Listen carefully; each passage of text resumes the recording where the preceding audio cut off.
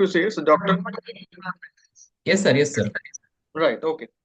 So now today we have a very big agenda. We have principal component analysis and factor analysis from now to 7:30, and after that we have cluster analysis. So we will go slightly fast, and maybe at the end of the session you can ask your questions because there's a lot of material to be covered.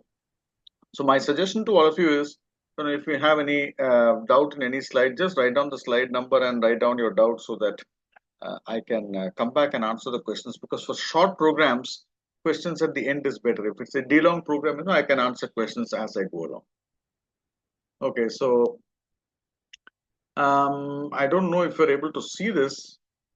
This is actually, of course, not too many people like Elon Musk here. So do you wear that mask? You can see machine learning. There's a mask here, and you remove it.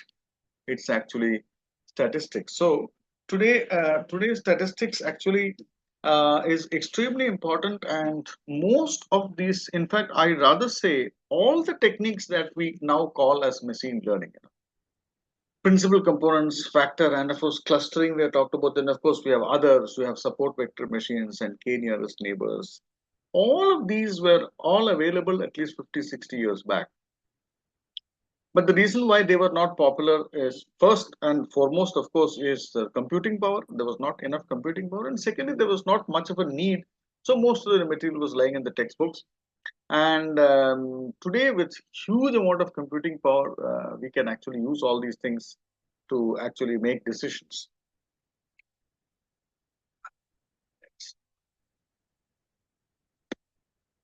So now, what is statistical learning? It's just a vast set of tools for modeling and understanding data. And there are two types. I just want to very quickly go through these slides. For example, I'm sure all of you are probably, I think it's also been covered in this program by other people. Regression, you must have learned. So regression, there's of two types. You have the linear regression where you have y is a continuous variable, and logistic where y is a discrete variable. In both these cases, you try to predict y given some x. So that is your supervised learning, to predict an output given several outputs. And this involves basically model building. And these are the kinds of examples, which all of you are probably familiar with. You can predict wages given this, and you can predict yield of reaction if you're given this, and you can predict whether a loan recipient will repay the loan. So repaying the loan, it's a yes no thing. In the finance industry, they call it delinquency. So in fact, just to tell you, I suddenly remembered I was actually taking a stats lesson in one of my when during the days when I was working, and this was a company which was giving loans to buy certain vehicles. Okay, and I was talking about logistic regression, and during the lunch break, somebody came to me and said, sir, would you like to take a look at our data? We've actually done some kind of strong relationship we have arrived at between what. And so there are many, many factors, like when you typically give a loan, you look at a lot of factors. You look at that person's age, you look at the person's salary, you look at his kind of the kind of company that he works in, whether it's job stability, then you look at his educational background. If he's very well educated, chances are if he loses his job, he'll get a better job. So many factors actually are put in this regression table before you finally get the decision yes or no, and you use logistic regression to predict. This guy says that they had found a strong relationship between certain community and delinquency, that is loan delinquency. And they said, we have not told this to anybody, but we have taken a decision not to give loans to this particular community. So data actually can be used in many, and this is not now, we are now in 2025. And this discussion happened 2000 and 2005. That's 20 years ago. So 20 years ago, people were using all kinds of techniques to actually mine data. Today, of course, it's much easier. So this is basically supervised. Now you have unsupervised. So this part is what we're going to cover. The idea here is to understand relationships, structures, and patterns in the data without any supervisory order. There is no prediction involved here, like what is the value of this if you are given this. That's not there. So that's the difference between um, supervised learning and unsupervised learning. In fact, I am finding. Can somebody tell me how to remove this thing on my screen? Actually, I don't know actually. Somebody can tell me. It's good. Anyway, so if everybody is able to see the screen, that's fine. So I'll very quickly go through this because there's a lot of material here. This is how statistical models have actually advanced over the years, right? General additive models, hasty and tip learning. I'll give you a tip about the books that you could read from where I picked up some of the examples here. Okay, these are some examples. Now the basics, since I'm sorry to rush through the slides, please don't worry. I'm going to give you all the slides. It's just that I want to come to the main agenda as quickly as possible. So principal component analysis, the central idea, the central, very, very central idea behind PCA is to reduce the dimensionality of a given set of data. So dimensions typically when we do regression, in fact, all of these you could say are all offshoots of regression. So let's assume that you had some 15 factors you were looking at, 15 factors. Now, you can actually, if you have enough data, you could actually develop an equation like y is equal to some constant plus a into first factor, b into second factor, c into third factor. You could have 8 or 10 factors. In fact, a very large company I went to, they had 70 factors, 70. It's the first time I'd seen that kind of a regression exercise. Now, these 70, obviously, not all of them are different. So, obviously, you could actually, that is the subject of factor analysis, which we'll come to later. But here again, using these many individual dimensions, you can actually combine them in a very simple way to find out more about the system. So, that is basically the central idea behind the PCA. Right. And of course, this is just a little bit of history here. It was developed by Carl Pearson, amongst other things, the chi-square test. And this is what I said in the beginning of the session here. Now, as I said, it's when we want to reduce the total number of variables, you want to reduce it to a manageable few. And basically, as I said, just a short, we will do this in detail as we go along. Principal components are nothing but linear combinations of the existing variables. Linear combinations. In other words, if you have five variables which are all independent, essentially it would mean combining these independent variables in such a way so as to get a meaningful picture of the whole system. And of course, the keys here, the coefficients are chosen in such a way so as to maximize the variances of these components. I'm sure everybody knows what variance is, so I'm not going to tell you how to calculate the variance. But variance, in fact, the most central point about not only principal component analysis, but also experimental design or whatever they do, is basically apportioning the sum of squares, apportioning the variances under various categories. So the first principal component is the linear combination with maximal variance. Please don't worry too much about it if you're not able to understand now. As soon as we do an example, because I don't want to do an example just like that, just out of the blue without giving you some context.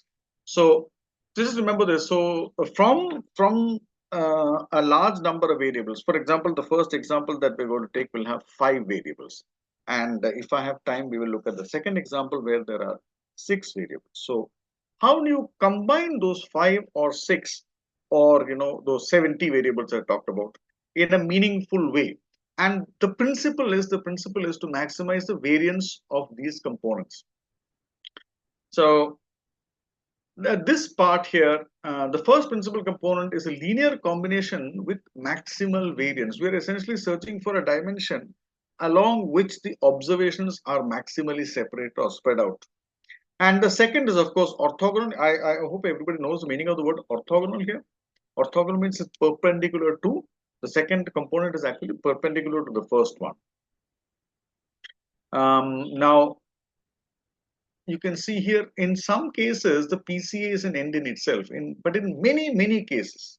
In fact, that's what I told my client who had approached me for some training the other day. It was a very, very large manufacturer.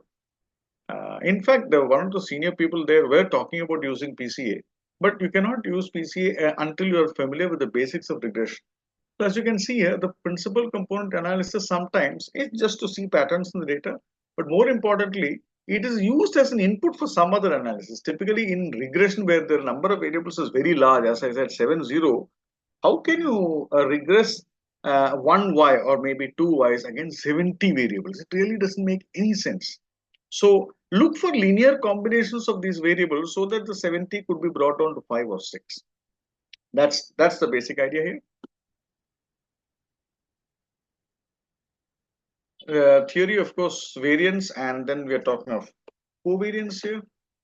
This is just the standard deviation, the square of the standard deviation of the variance, and this is the classic. So if you have two sets of data, x and y, and of course we said it's unsupervised. So instead of looking at x and y, that naturally brings in a connotation of dependent and independent. Let's say there are five x's: x1, x2, x3, x4, x5.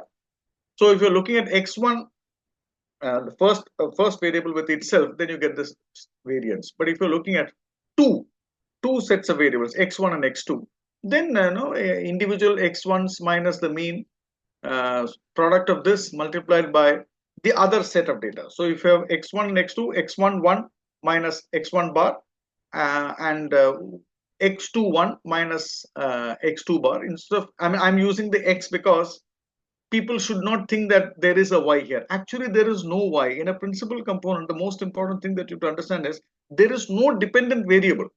We are just looking at 4 or 5 independent variables and trying to calculate this. By the way, this doesn't look all that difficult. In fact, what I will do is I will use R, and I will also use simple Excel to do these calculations so that you are in a position to do these calculations. Okay. So as you can see here, this is what I was talking about instead of X and Y. So there are several of these X's here, X1, X2, like that. There are P. And now, of course, I don't know how many of you have the time to actually give these answers because I'm rushed for time, but we will all get a chance to speak in it. Now, this looks very vague because normally when we talk about matrices and we just write A, B, C, and all, people get very upset. So uh, I'm very shortly going to give you an example. So if you look at the previous slide here, so there are first case where x1 is the factor of interest, and the for the first sample it's x11, x12, x13, like that. There are there are p measurements on the first specimen. There are p measurements on the second measurement, on the second specimen, and like that you have n specimens here and p measurements each. So this is best put up in a matrix like this.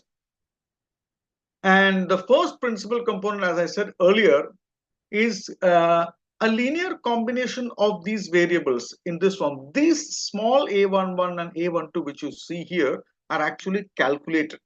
And I think I can already get the feeling that people are maybe slightly feeling upset with so much of algebra here. So let me very quickly go on to the example so that um, we actually can look at the actual example. Okay. So I'm sorry to have a little bit of theory here. This is fairly important. I'll try to skip it to the extent possible here. So you can see here, first principal component is nothing but a linear combination of x1, x2, x3 up to xp. And the second is another set of coefficients here. And how we get this coefficient, it doesn't look as difficult as it isn't as difficult as it looks. You can actually get it by using a concept called the eigenvectors. And today, nobody really calculates eigenvectors either by hand, although no one can prevent you from doing that. You can actually write the correct code in R or any of MATLAB or Stata or any of these softwares that are available, and you can actually derive these relationships.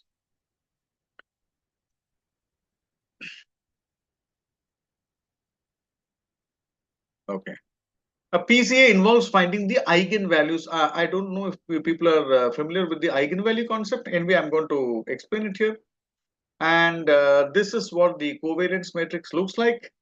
The diagonal element these have actual variances, and the off diagonal elements are the covariances of x and y. This is what I said just now. So if you have these actually are the pure variances. That is, if you have a string of x values, if you have a string of say x1 values, x1 is the first variable, the variance of that will be here. So if there are five, let's suppose p is 5, then I'll have just 5 rows here.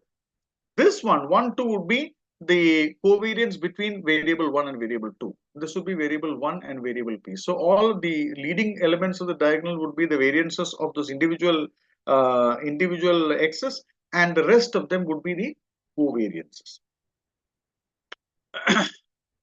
Okay, so now here we come to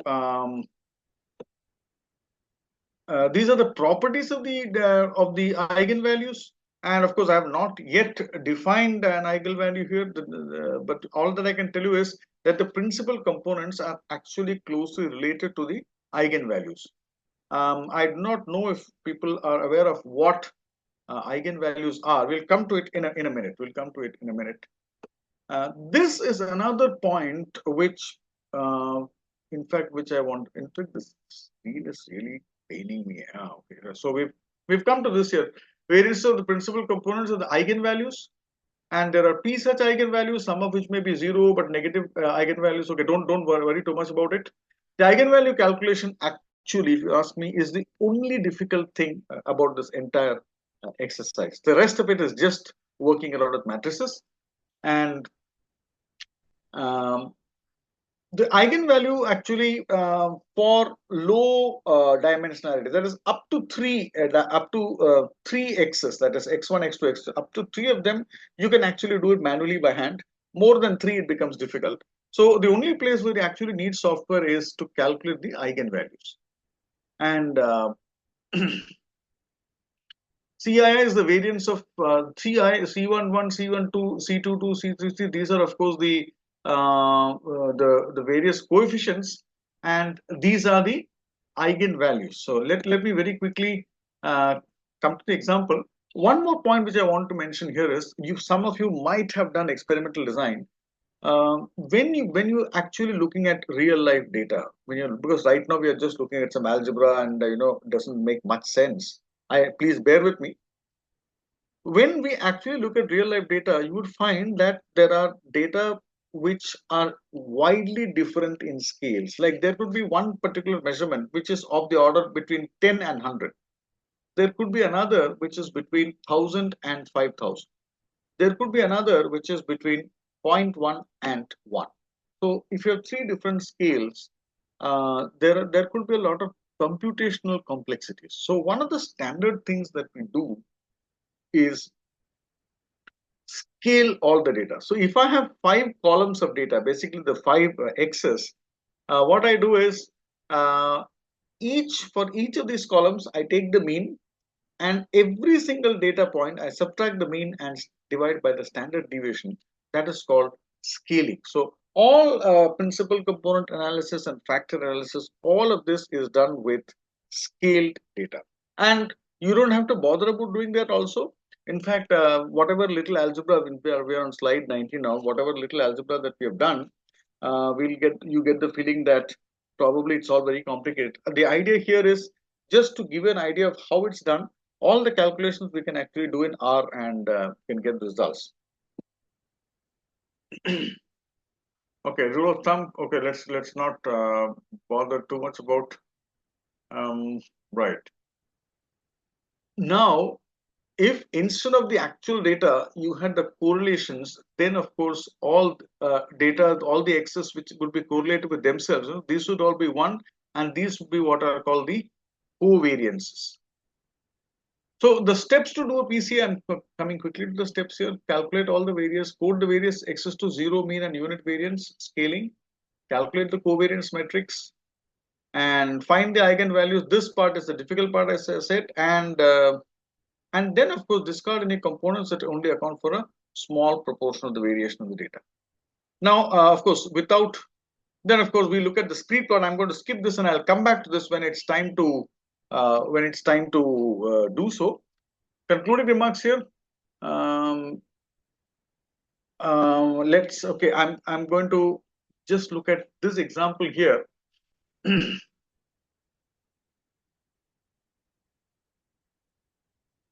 Let me look at, okay, I'm going to, linear algebra, of course, I've hidden all the slides. The good thing is we just talked about rank and trace. So the eigenvalue here, this is what I was talking about. The definition of the eigenvalue, please excuse me for so much of algebra, things are going to get better. So please be patient. For every square matrix A, a scalar lambda and a non-zero vector can be found such that A, A is the given matrix, A into X is equal to lambda into X. So this is a very fundamental concept, and of course it looks very innocent, but getting the eigenvalue and the eigenvector, so the lambdas are the eigenvalues of A, and X is called the eigenvector of A, and this is the fundamental concept which we use in principal component analysis. And of course, now we've come to an example here. So I do apologize for doing a little bit of matrix algebra right in the beginning. The example will definitely make you very interested. So let me take a quick look at the example here and see where we can apply principal components. Okay. So after a severe storm, this mind you, this is in 1898. Um,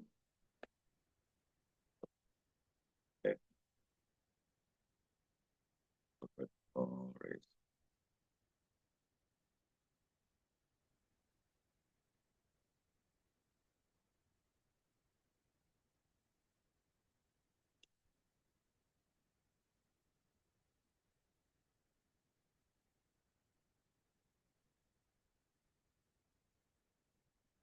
So you can see the in the history here, a number of moribund means which were actually not moving. So when we talk about moribund economy is not moving. Moribund simply means almost dead, half dead. So sparrows were taken to this gentleman's laboratory, and half the birds died. And naturally, this gentleman wanted to check if there could be any support for the theory of natural selection. Of course, this is very many years ago, but still. So he made 8 morphological measurements. Morphology basically as your structure-related measurements. We talk of morphology of polymers, so the various aspects of polymers. Similarly, morphology of the birds, so the various kinds of measurements other than the usual length, weight, height. And it's shown here, and so I'm now going to open this sheet here. I hope all of you can see this screen here.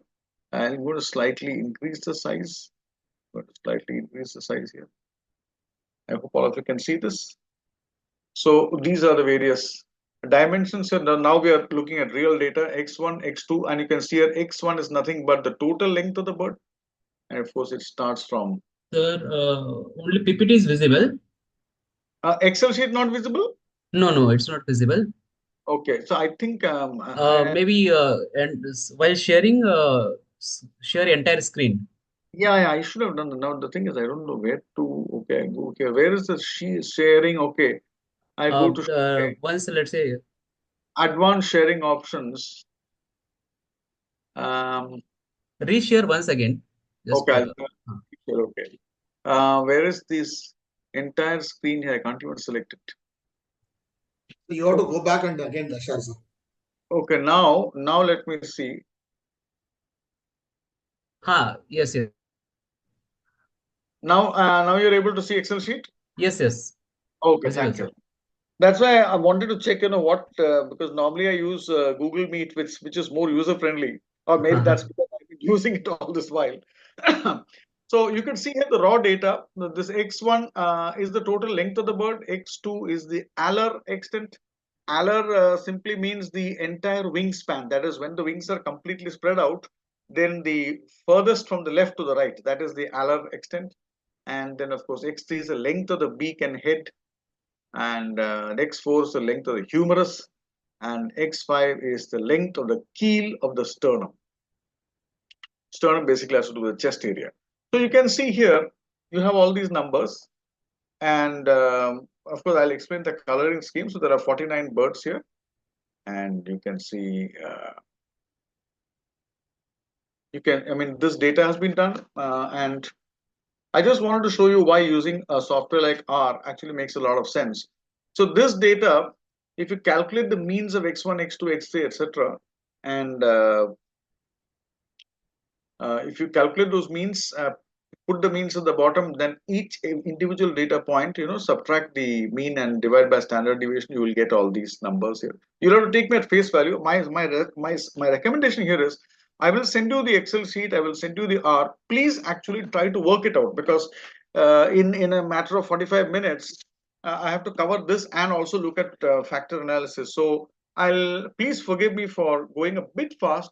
So all this has been done here, and then of course you can also calculate what is called a correlation matrix. All these things have been done here just to show you that you can actually do these by hand.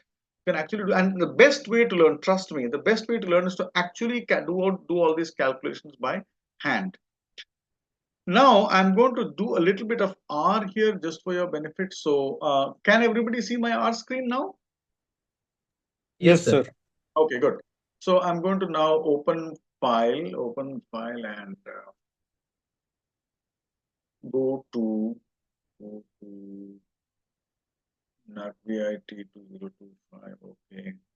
So there are many R files here, and PCA birds. Okay, so I'll just look at birds here. Okay, and so this is the I'll, if those of you are interested, I'll send you the source also. So I hope all of you are familiar. I'm not going to spend much time in explaining R. The advantage of R is, it's an almost English language, in the sense that most of it can be understood unless we can get the commands. So here I'm creating an object called birds. So I'll just go to the end of this and then just try to read it from here. Click run, and then of course I have a thing opening up here. Then I go here and select it from here. I look at birds. I have to look at the CSV file here. The CSV file, let me, okay, here, and type, okay, and let me select the CSV file here.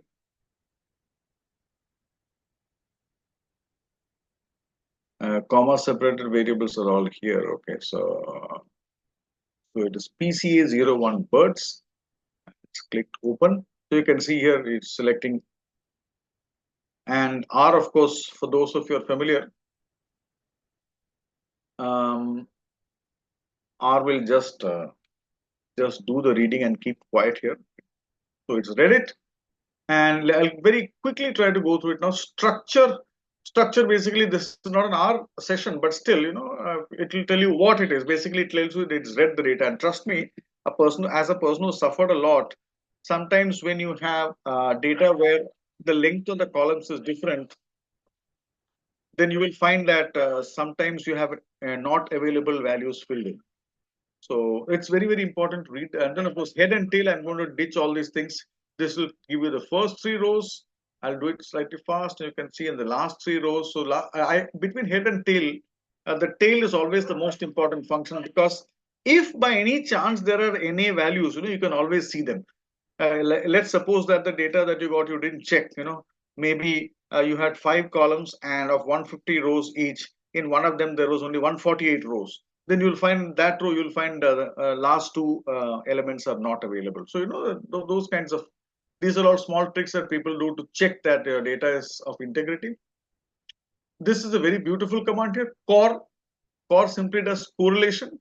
So why I wanted to show you is, in fact, this correlation matrix here, this correlation matrix I did by hand. This is just to give you some idea of pedagogy, because I think all of you are teachers.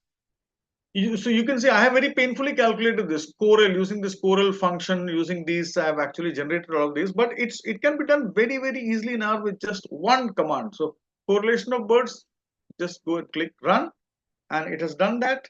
And the structure, if you ask for the structure, you'll say it looks like a in fact, data frame. If you convert into a data frame and run this, then it looks like this, and you can shortly see it actually what it looks like.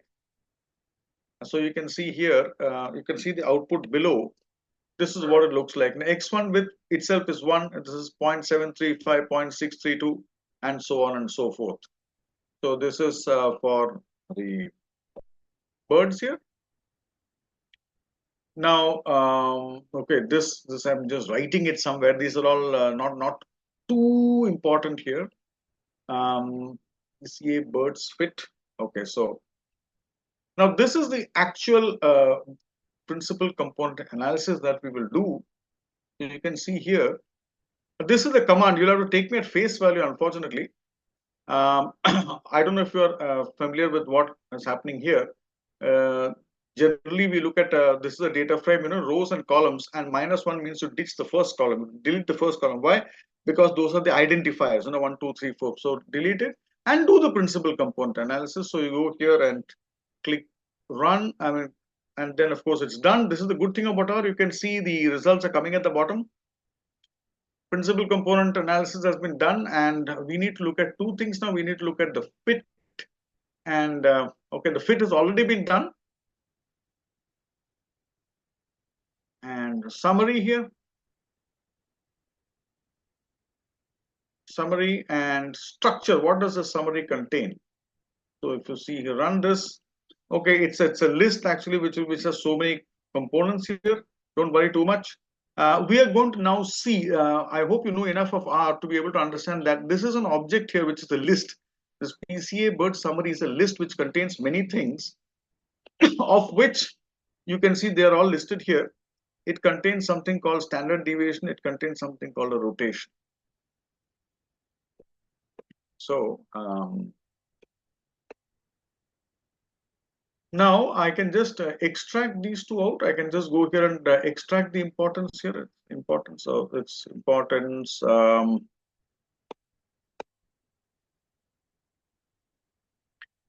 you can see here, this is the answers that we are looking for. So the first PC1 obviously stands for the first principal component.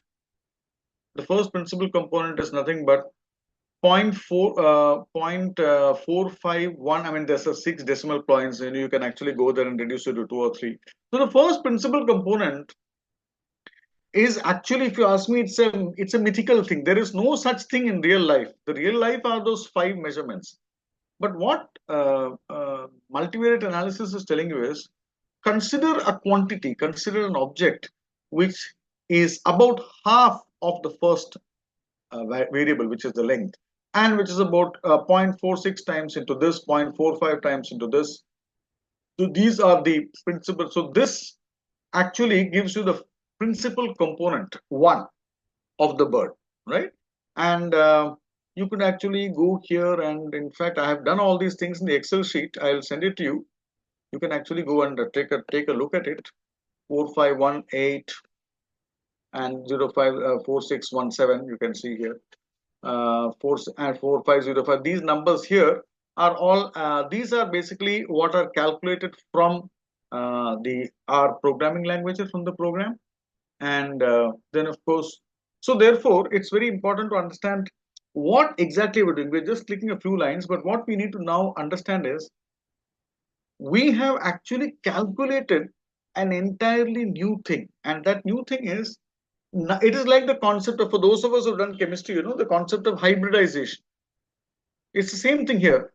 What we're saying is, okay, I have 5 measurements. I have x1, x2, x3, x4, and x5, and we know what those are. We know what those are. We've actually got them here. They are actually the length, LR extent, and so on and so forth. We know that. But the first principle, and the thing is, there is now a lot of variation. In fact, you can see here, there is a lot of variation in the data of the birds, and there is a huge amount of variation between the status of the birds. That is, of all these birds which were examined, they were all moribund during the storm. Some of them died, and some of them didn't. So the question is, can we say that all the long birds died or all the short birds died? No, that's not so simple. So therefore, what is that new variable, which is the composition of all 5? What is that which can actually help us to segregate? That is the objective of the principal component analysis here, and you can see okay, you can also click something called rotation. Okay, so this is what we've done, and eigenvectors here. Eigenvectors. Okay, so these are the eigenvectors. Basically, these are the eigenvectors, and we have written it into a separate Excel sheet. And okay, now look at other components. Okay, PC dot bird dot summary, right? Now what we can do is we will just look at the uh,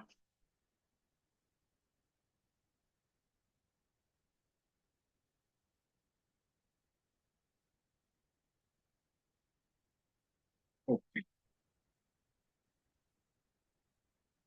This is for the entire set of birds. That's why you find all these numbers going out, right?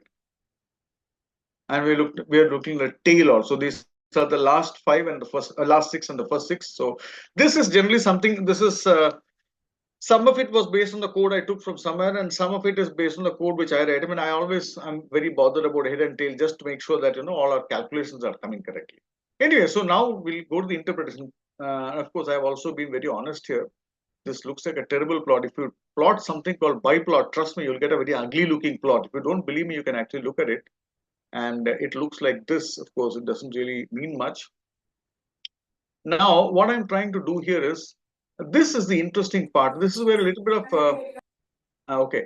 So we are fitting these principal components, okay? We are going to plot the principal components of the birds. Principal component one on this axis and principal component two on this axis. Okay, and these are all basically the R related part here. Putting the title and stuff like that. Okay, so once I do that, then I run it, and of course this also does not really just. I mean, this really doesn't help much. So what we're now trying to do is divide into two categories: dead or alive, using the marker actually.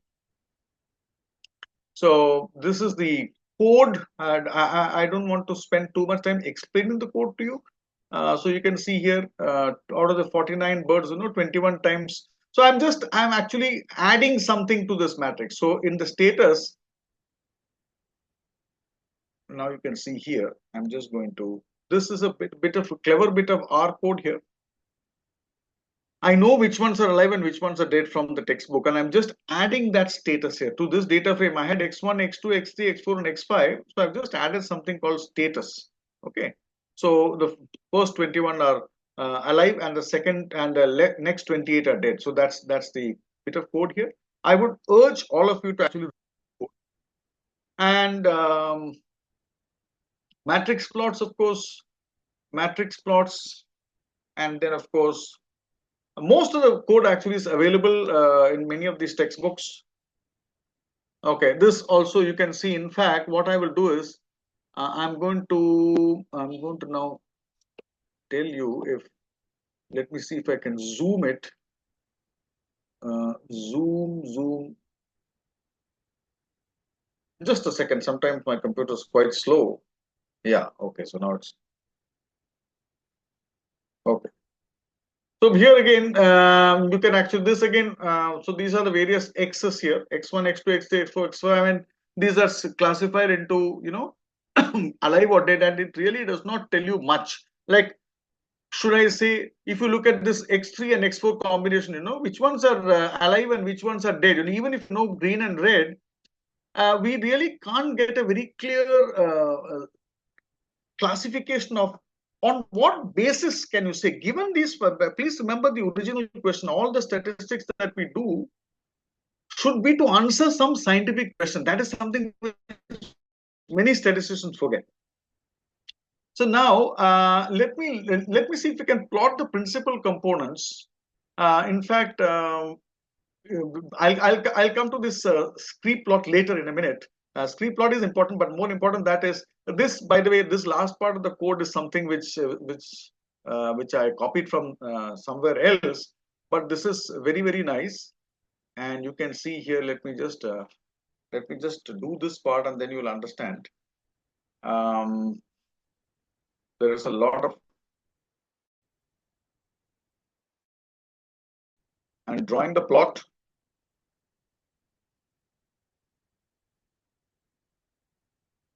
Hello. Okay. So you can see here, this actually, I have actually copied and pasted it into the PPT here. So now you can see, you can also see structure of the birds, and then of course you can draw box plots, but that would be too detailed for today's session. Already we have come to 6:45. I just want to now talk about, now can you see the PPT here? Now I will just show the PPT here. This part. Okay, so we've done something here. So these are the first principal components. So all that I've done now in that plot which I showed you, I'm going to show it again in a minute. I have not plotted x1 versus x2 or x3 versus x4. We had generated those plots also. I have plotted PC1 versus PC2. PC1 is 0.4518x1 plus 4617x2 plus 0.4505. So this is the first principal component. And basically, this is just a average of a standardized body measurement, and this accounts for 72% of the variation. 72% you can actually, when if you go to the R output, you can actually see how much it accounts for. Let's quickly go and check it out. Just a second. If you see all those principal components, you will find. In fact, I should have told that to you.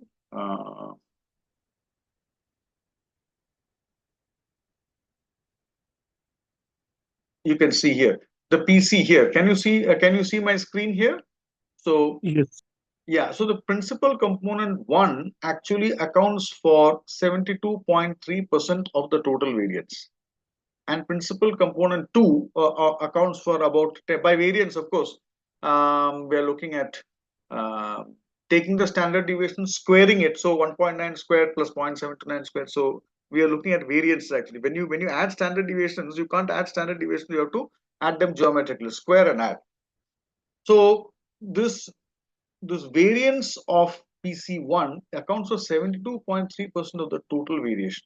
And if you add 1 and 2, it together accounts for about 83% of the total variation. So this is a much better way of looking at the data rather than just look at individually the x1, x2, x3, x4, and x5. So now if you look at the chart which I've copied and pasted it here, you see it here. So Z1, as you can see here, Z1 actually has a variation of 3.6, is nothing but 1.7, into multiplied. You multiply it 1.76 or something, multiply it, square it. So Z1 is basically, please understand, this is the only, you see, the calculation is not very difficult. The calculation is not very difficult. It is the concept which I find is difficult to many people, because all that we're doing here is we are having an original set of 5 sets of data, where basically 5 measurements per bird. We have 49 birds, 5 measurements per bird. And based on these 5 measurements, we are trying to make some prediction about how the bird survived or not. It is impossible to make that. It is impossible to make that by just looking at the individual measurements. In fact, I just wanted to ask a question.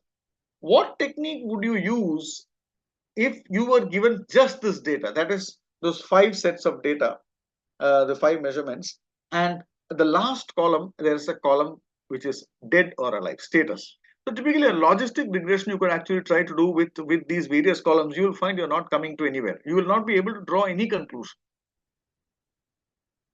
So when you do a principal component analysis, you are defining the first principal component as a mixture. This is some kind of a Belpuri only what we are doing. We are taking little bit of x1, 45% of x1, 46% of x2, 45% of x3, 47% of x4, and 40%, 39 of x5. So this is my first principal component. And now if we take the second one is slightly tricky, because you can see here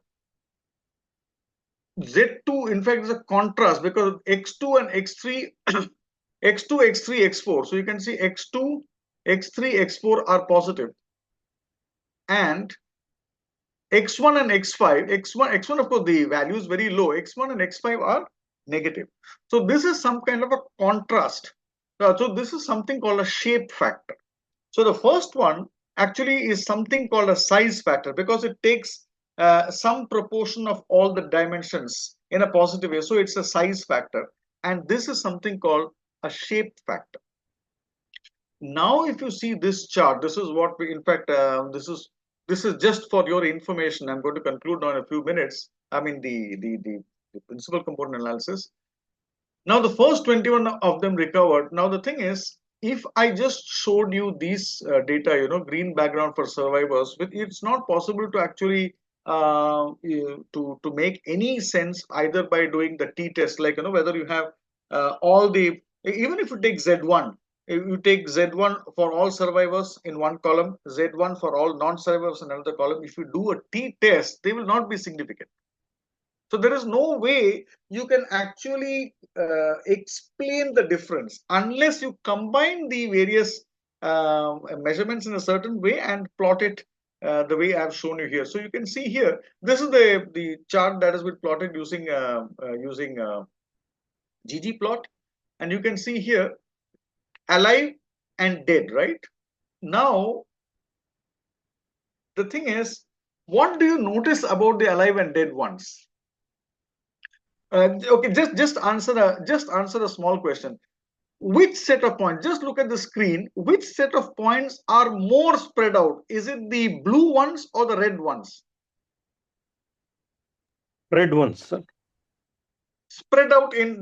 Let us first look at spread out in the horizontal direction. That is from left to right. Which is more spread out, the blue one or the red ones?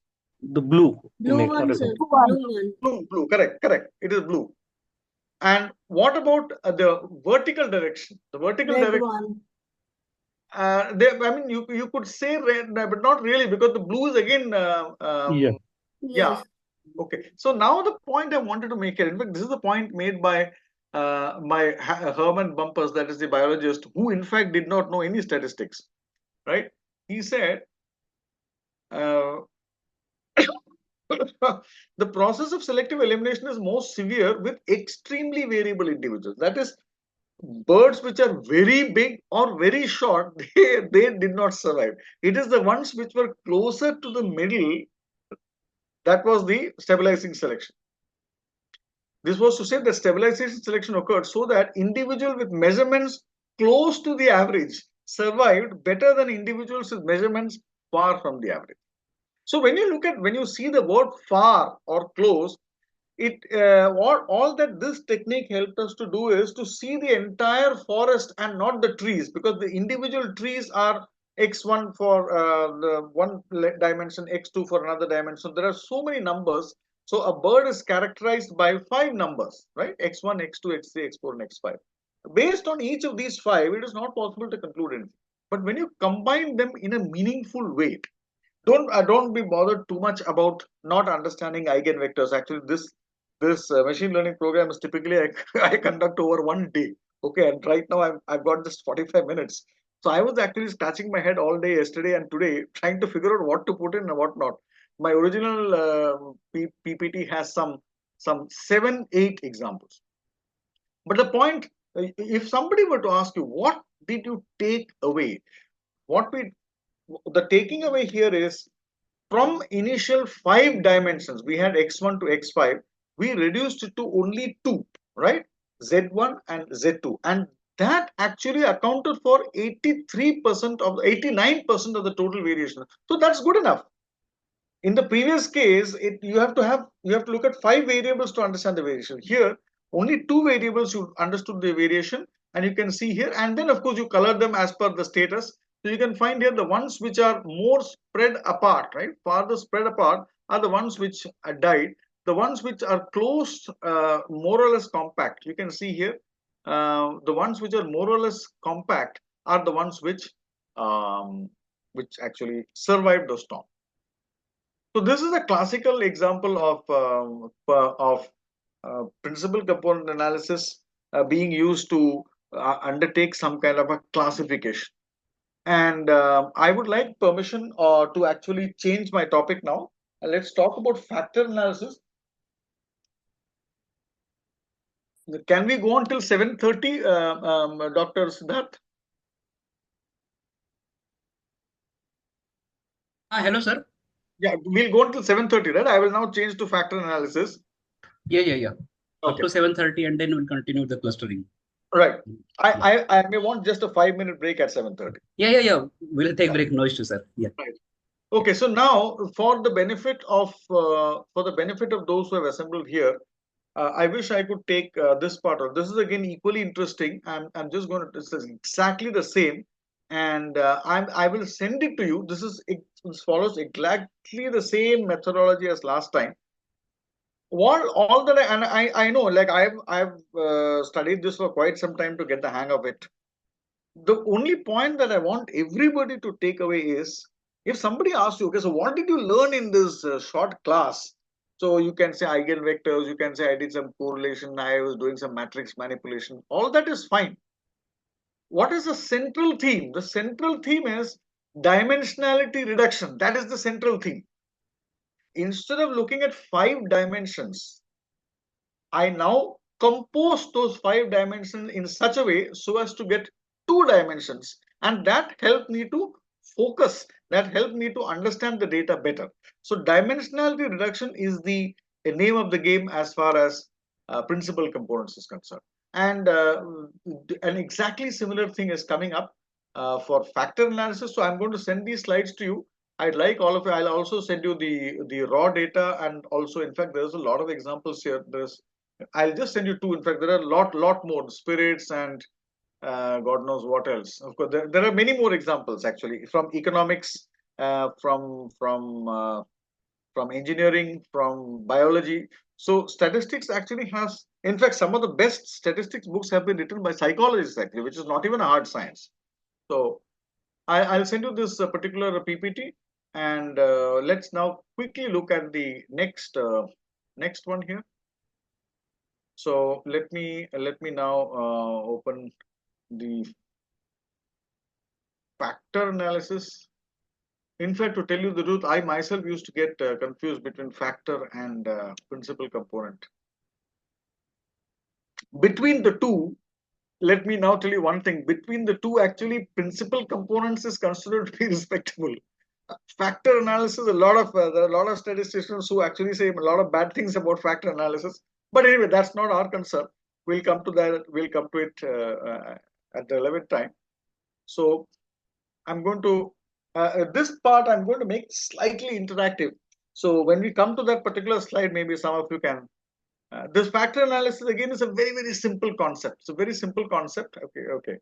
So this part, in statistics, variables that are not directly observed but are rather I don't know how to remove this.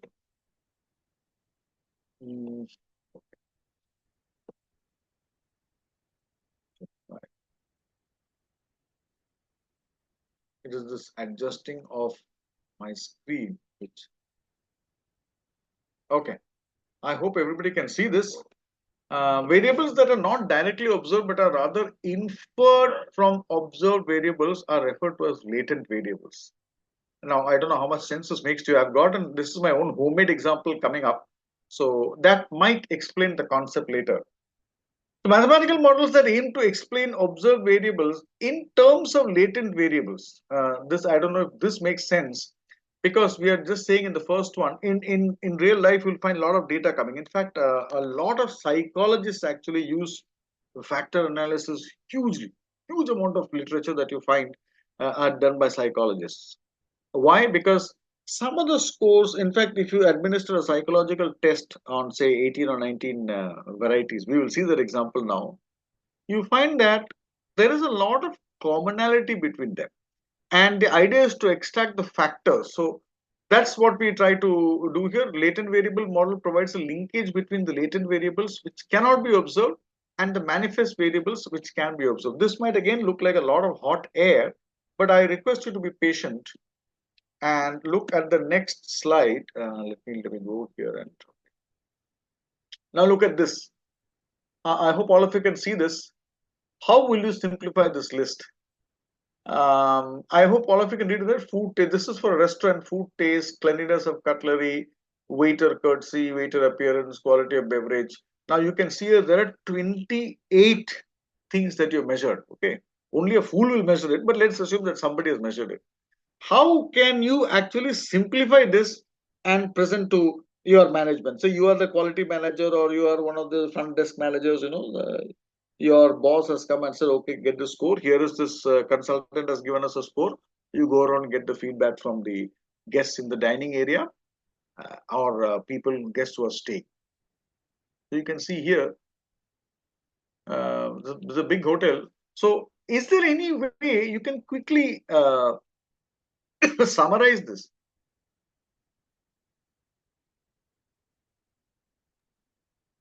Some of them could be interrelated or Correct. That is inherent. exactly. Who is this? I'm Chandra Kumar. Chandra Kumar. My only request to those who are interacting is, just announce a name because I don't know any one of you. So you could actually say that, number 1 and number 7 and number 10.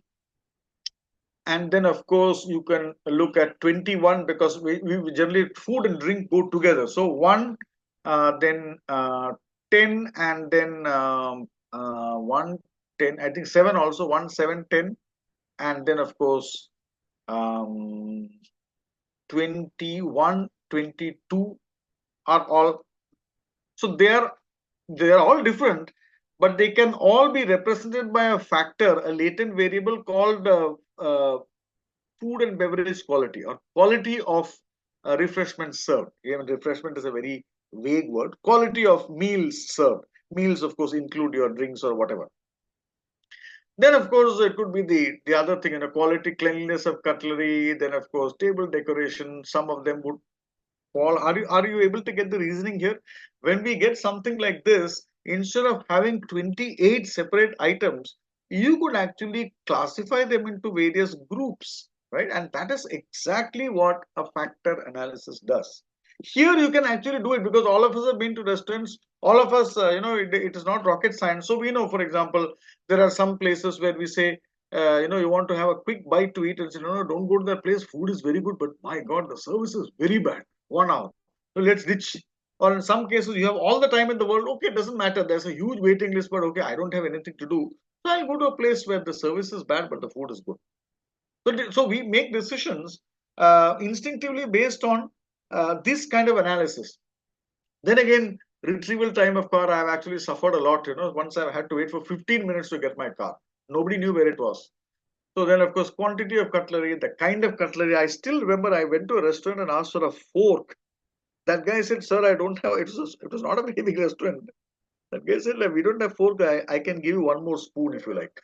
So, so the thing is, there could be then, of course, air conditioning. There are, so you could say, ambience. When you look at the ambience, the air conditioning is definitely very, very important. The restaurant decor and motif, it contributes to that. How much it contributes is something which we need not do statistically, but from these 28 items here, I can actually make maybe 4 or 5 factors. 4 or 5 factors. Okay, so that's exactly what we do in factor analysis. So what factor analysis does is it attempts to discover the nature of the constructs. This is a term from psychology. Influencing a construct basically is the latent variables. So when we talk of latent variables, there was no such variable in the previous page which talked about which was food quality or food and beverage quality. You made it up. You said that all those items 1, 7, 10, whatever, 14, 21, those were actually pertaining to a latent variable called food quality. Then you had something called ambience. Then there was something called, say, service. Then there was something called, of course, you can put this car retrieval, all those things which you really can't put into 2 or 3, use a miscellaneous or something or others or whatever. But you have 4 or 5 watertight compartments, and no element can be member of both. You can't do this half the time and here half the time. So all these 28 line items will fall into 4 or max 5 categories. So what we now do is in a case where it is not so obvious. Typically in science and engineering, sometimes the classification may not be very obvious. In that case, or for example, you have a lot of dimensions, you have a lot of measurements, and you don't really know what actually these mean. Then having factor analysis would be very very useful. So factor analysis, that there are two types: exploratory factor analysis and confirmatory. Today, of course, I'll have barely enough time to cover exploratory. And objectives of EFA are, of course, to determine the number of common factors influencing a set of measures. What are the latent factors? What are the underlying, latent meaning underlying factors which influences your set of measures? And of course, what does factor analysis do? And you can see here it creates linear combinations of factors to abstract the variables underlying communality. Of course, communal is used in a very bad word today. To the extent that the variables have an underlying communality, fewer factors capture most of the variance. So the idea is, again, if you have 28 variables and you say it's explained by 25 factors, then obviously you're not doing a very good job. So, and of course, there is no thumb rule. The thing is as few as possible. So, for example, if you were to go to the restaurant data, do read the slides in detail, you could maybe come up with 3 or 4, maybe 5, but not more than that. Now, the variably explained, the variability, all these exercises, as I said earlier, is all an attempt to segregate variability. In fact, if you see your control charts basically tries to identify the difference between common cause variation and special cause variation. Again, we are trying to split the variation. Is the variation something which is natural, or is it happening because of a factor? Similarly here, what we are trying to do is, and when we write out the model, you will actually understand it. We try to select factors in such a way that most of the variance in the actual data is explained by these factors. Whatever variation is not explained is called uniqueness. I don't know who came up with this word, but it's called uniqueness. So if you have a good model, you will have high values of communality and low values of uniqueness. Okay, so users of EFA, you can see here, this is of course, this is the most important, right? So this is the commonality between PCA and FA, that is to reduce a large number of variables to a smaller number of factors. Last time also it was the same thing. But there are important differences between the two. So okay, so this is all part of the original set of slides. So I'm now going to. So this is a graphical representation here. Spearman had done a lot of work. The same Spearman, not correlation coefficient chap. So if you have 5 variables, they are all related to some general factor, and you can say that this is some multiplying factor into this. This is some multiplying factor into this plus some. This part. This is the variation which is not explained. And so this is the uniqueness. This is the uniqueness, and these are called the loadings. So this is a very simple kind of relationship here. And you will find these are some of the assumptions of the model.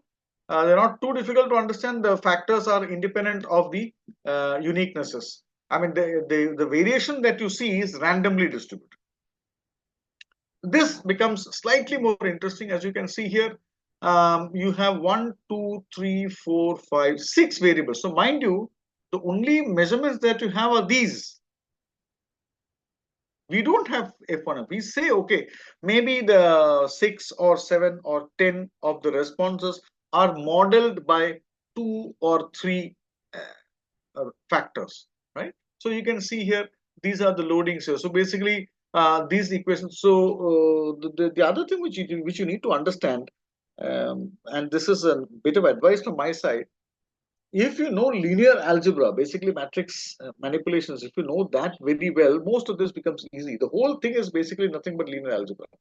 That's why in my original long course, that is, which is spread over something like 6 to 7 hours, basically 3 days of 2.5 hours each, we do a session only on linear algebra, so that all these concepts, trace and eigenvalues, all these things are actually calculated both by hand and by R, so that the fear of these data actually is diminished. Okay. So So you good can see, evening. yes.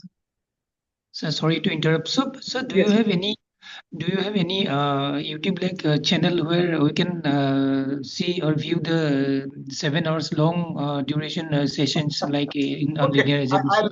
Thank you for asking that question. You know, Yes, sir. in fact, I have been, many people have been telling me to start, but I've been just been too lazy to do that. So Yes, yes, sir. this year I'll plan to start that. Yes, sir. So the other thing is, I mean, I don't want to use this as a platform to blow my own trumpet, but yes, I do Yes. offer these courses to the public at large. So you could Yes, sir. actually sign up for those courses, and yes, this year definitely I will put up a few short videos, which actually explains the essence. Those who are interested can join. Yeah. Thank you very much Sir, for asking the question. yes, Yeah. sir, just one thing I want to add, sir. And now, is it accessible from any media like your linear algebra things? Linear algebra, I don't teach as separately. I just teach it as Yes, sir. part of this course. Yes, sir. Yes, sir. Yes, sir. Okay.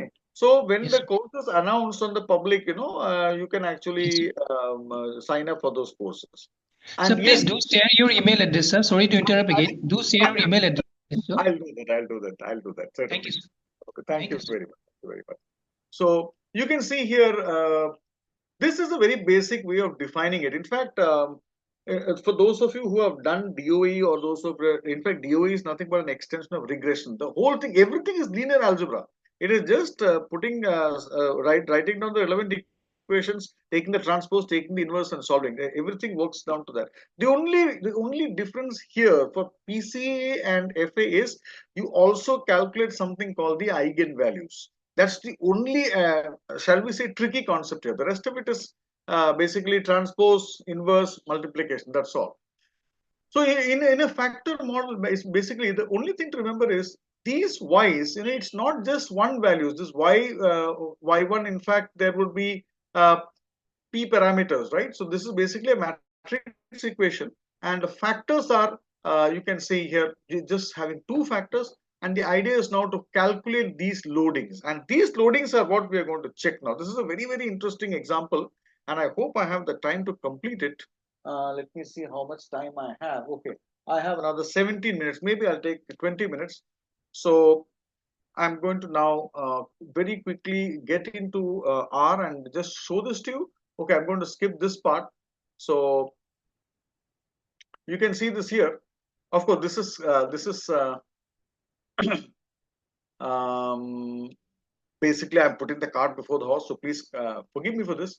This study is conducted nearly 100 years ago. 26 tests intended to measure a general factor and 5 specific factors were administered to 7th and 8th grade students in 2 schools, Grant White and Pasteur School. And you can see here, um,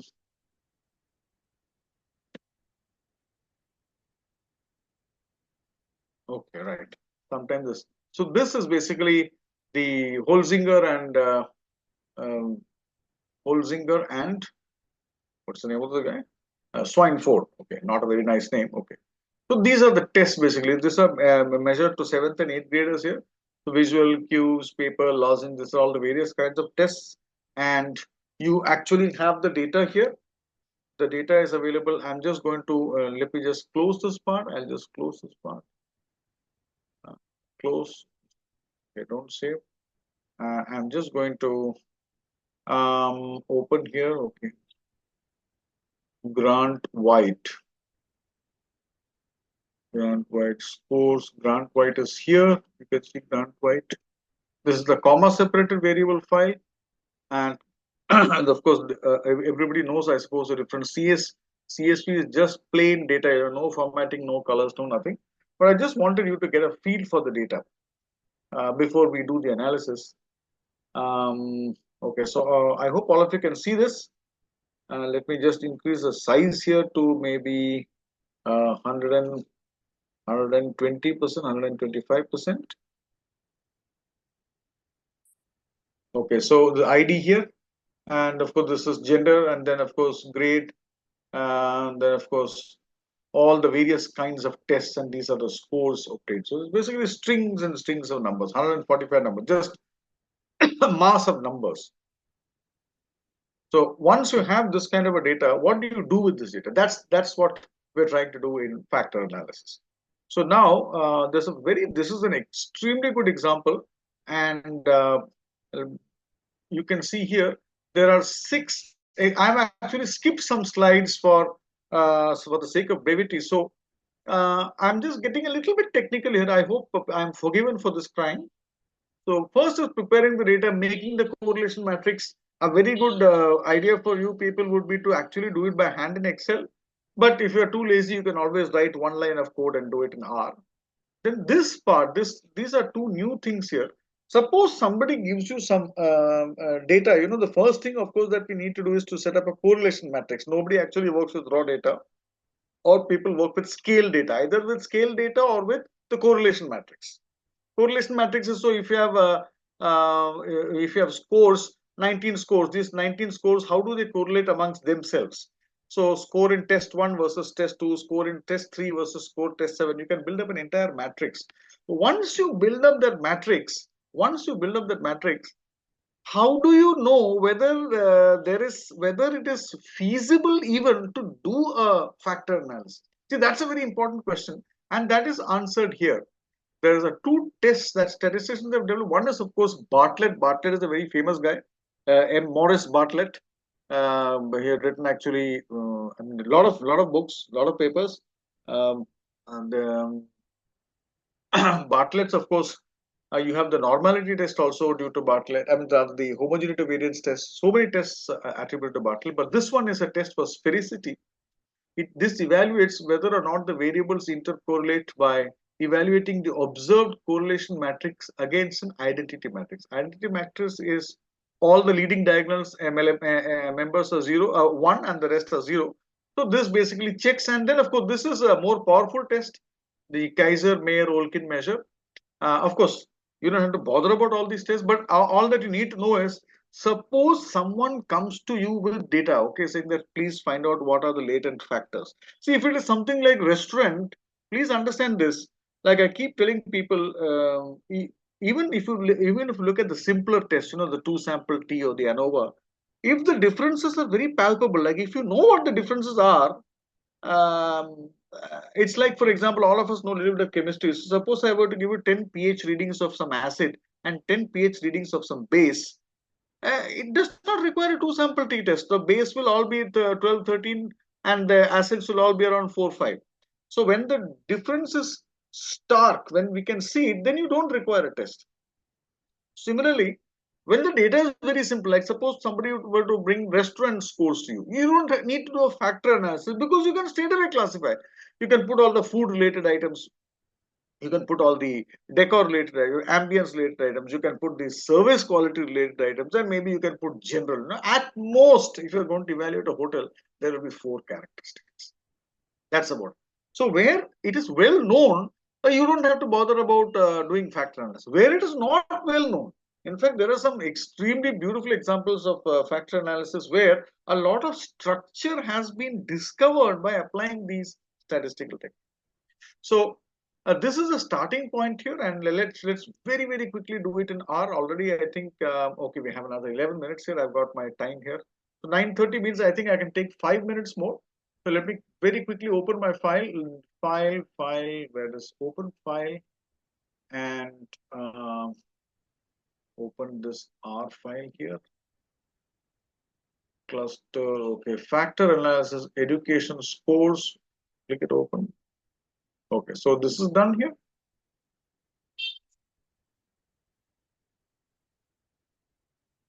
It's showing across because I didn't put the comment symbol here. Okay, fine. So first step is, of course, this is one thing which you learn over the years. So in case some of you are planning to teach this subject yourself, never ever trust reading from a website, because the original place where I looked at this, was reading from some website. For some reason, that website is down, means you're finished. So as a precautionary measure, I always download the data and save it into my hard disk, and I read from my hard disk. So you can see Grant White, the name. This is a arbitrary name here. This is because the name of the school. I'm creating an object, and I'm going to read a file here and click run. And you can see here it's opened up. Last time I went to this folder called 2025 VIT Nagpur. So I'll just go here and look at Grant White here, read that file, and you should see whether it's a CSV file. Yes, it is a CSV file. So I'm going to read that file here. Of course, reading files from R into R and writing out of R can be quite painful.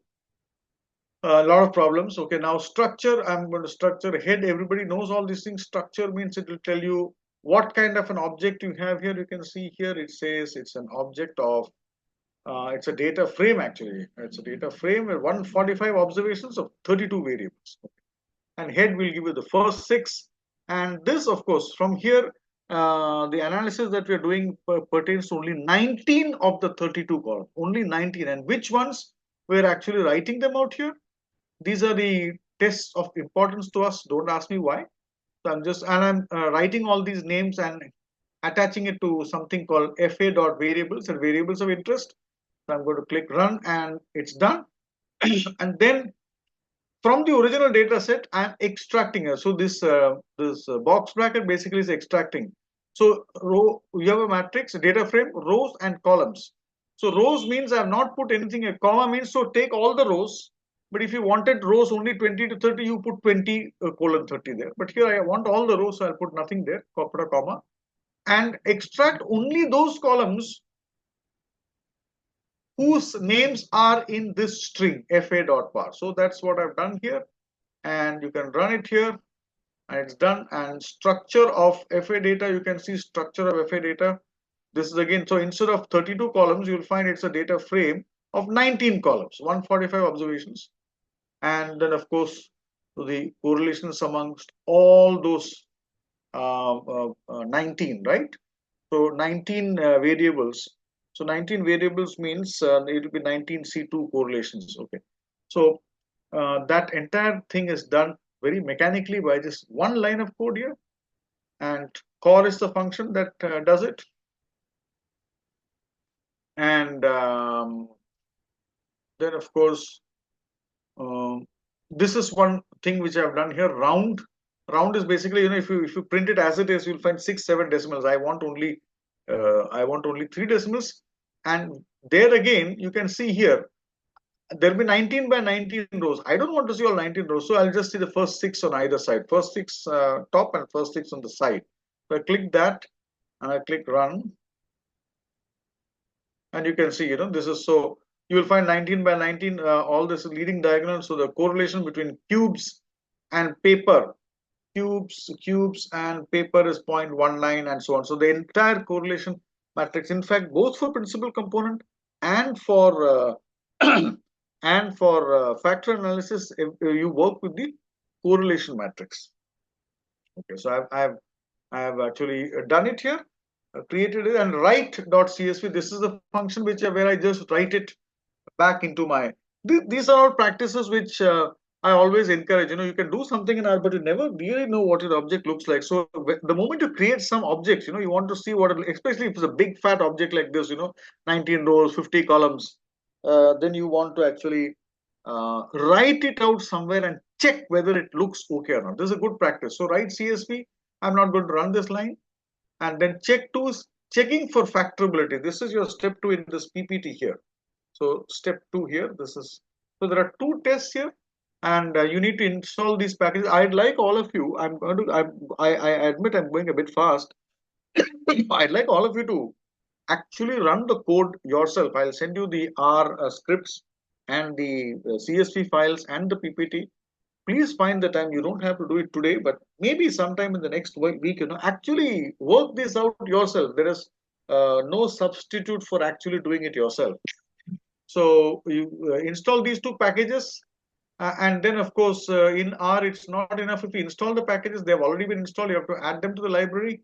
So I'm just adding these 2 into the library. I'm just adding them into the library here. Adding them into the following objects of mask. Okay, there of course the core test, the Bartlett scores actually has been done here. Warning test, the p-value here. The p-value is 8 into 10 to the power minus 72 basically. So it's a test of significance, which means that there is some hidden latent factors. But the null hypothesis here is that there is no factors available. So that part is done. And then, of course, this test is a more stronger test here, the KMO test, which is just obtained the same correlation matrix here, fe.cot. You run the KMO test here and click OK. By the way, this KMO test is a new one for me also, because and you learn as you teach. So when I was making the material, even this is something which is absolutely new to me. The overall MSA for the basically there is some random cutoff. Some people, some authors say it is 0.5 minimum, some authors say 0.6 minimum, but in we are saying we've got a value of 0.87, and so this means that this entire set of data that you have does contain some factors which you can extract. If your value was less than 0.5, don't even waste your time. So this is a very useful test, and that's why I wanted to take the opportunity to tell you that even before you do analysis, how nice it would be if somebody could tell us in advance that whether there's any point in doing it or not. So now this part is done, and now the second part. Of course, I forgot to put this hash here again. I don't know. Let me quickly save this. Computing the eigenvalues. So eigenvalues is again, this is the function here, eigenvalue. Unfortunately, I don't have the time to actually do the eigenvalue calculation for you. You'll have to take me at face value. And what we're doing, this is, by the way, a good programming practice.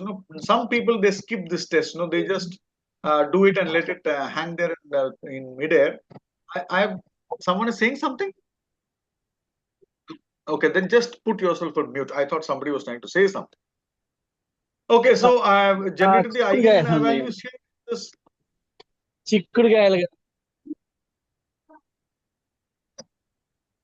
Okay, thank you. So I'm just running this, and the MSA is also. Can you all mute yourself, please? Because I think I'm getting slightly disturbed. Yeah.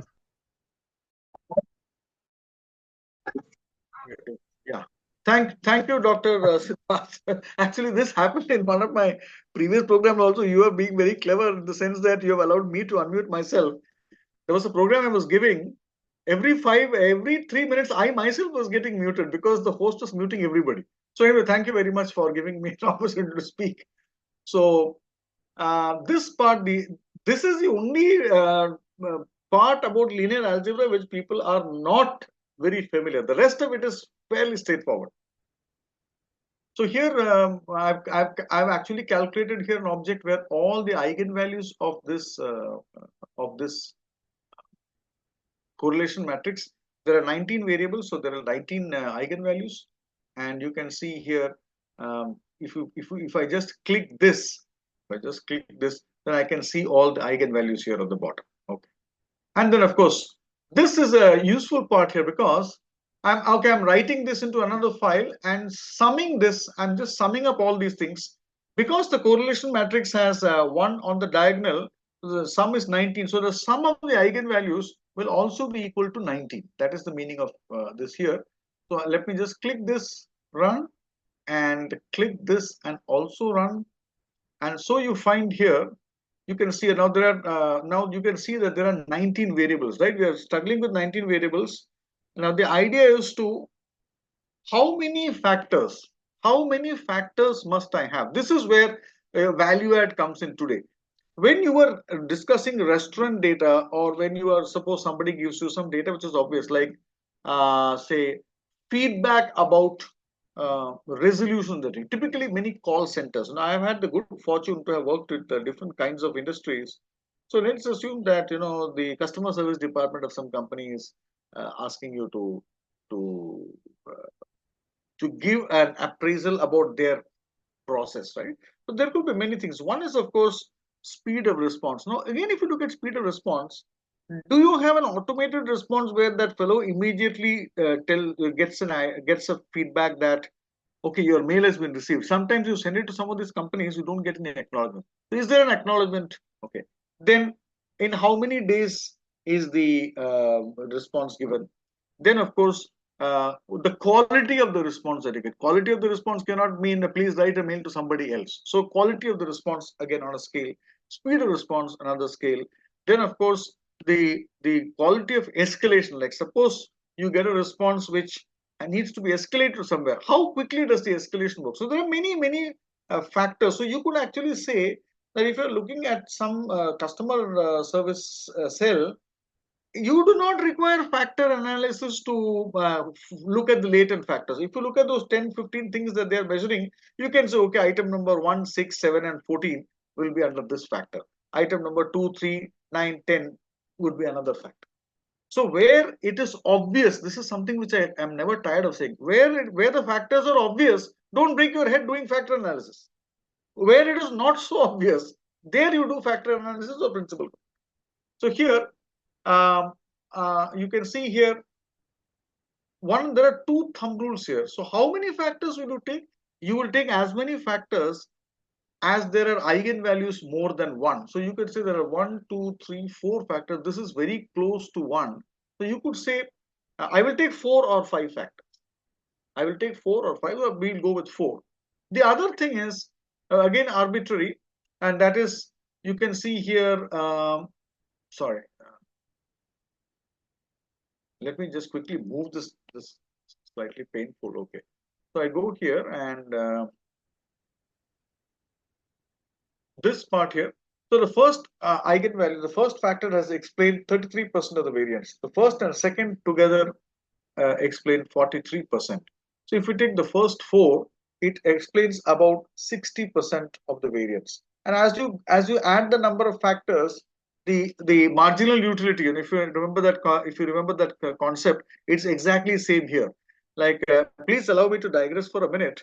So marginal utility basically, like if you're very hungry, and you eat maybe one idli, you get a lot of happiness. You eat one more, you get some more happiness, but not as much as the first. And if somebody forces you to eat 50 idlis, then you'll vomit. It's the same thing here.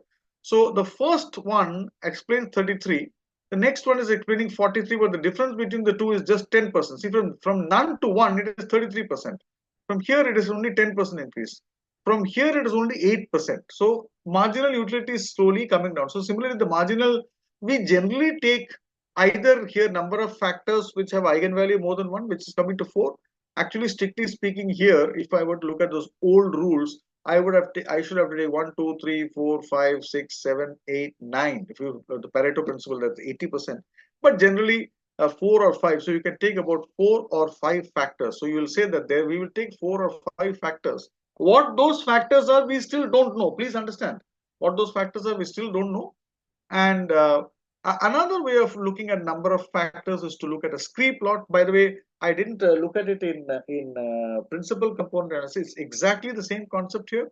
So you can see this plotting this here, and the scree plot you can see here. So with 4 factors, you can see eigenvalues. It's very clear. It's still more than 1. So you can take between 4 and 5. The maximum percentage of variation is explained with these 4 or 5 factors. But for convenience sake, we'll take 4. And then, of course, developing the model. Developing the model is just a question of this, by the way, is the function FACT-ANAL, that is factor analysis function. Don't even bother to think about how it does it. It uses a method called maximum likelihood estimation. That's pure statistics. We are actually looking at applications of statistics. We are not getting into how the maximum likelihood function works. Suffice it to say that we are using the maximum likelihood factor, the maximum likelihood function, to actually help us work this out. And you can see here I have called this factor analysis result 1, because there are different, only slightly later it becomes a bit sticky. So that's why I have separate values, result 1, result 2, result 3 coming up. So here, of course, don't bother too much about the rotation here. We'll talk about rotation later. This is the only tricky concept here. If you people want, can I take another 5 more minutes? Yeah. Okay, so I'll take another 5 more minutes, and then we'll break for another 5 to 7 minutes and complete this, and then start clustering. So now developing the model, actually developing the model is the easiest thing, because you already decided how many factors, 4. You can actually, in fact, my strong recommendation to you people would be to rework this with factors equal to 5 and find out. So I just go here. So the first model factor result 1, I'm just going to click run. And the good thing about R is if everything, if the syntax is right, and if all your objects are in place, it will just do it and keep quiet. And then of course, structure of this result here, what does this result contain? You go and run this. So it contains all these things. You can see here, it contains so many things. It contains loadings and uniquenesses and all those all these correlations, so many things. It also contains a correlation coefficient. This one by num 119 means there are 19 rows and 19 columns of numbers. So he's just given you first few numbers. So now extracting the factor loadings. So I'm just going to factor loadings means in the midst of doing all this R, we have forgotten what we were originally trying to do. What we are originally trying to do is I have with me 19 variables, right? 19 tests, test 1, test 2, test 3, test 4, like that, 19 tests, and I have 145 children. That is the original data. Now, just like we did for the restaurant, instead of looking at 28 scores, I was trying to combine it into say 4 or 5 scores. I'm going to do the same thing here. I'm going to do the same thing here. And so therefore, I want to say that a person's performance, a student's performance is, instead of 19 separate tests, it can be considered as 4 factors. So much on this factor and so much on that factor. So that's what I'm trying to do. So factor loadings, I'm creating a new object from this one. This one, if I just click run, it's loaded here. Structure of factor loadings. You can see this run here, and you can see.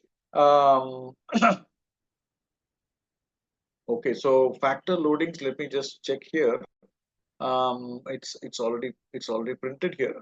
I've also done it because I've also done and copy pasted it here. So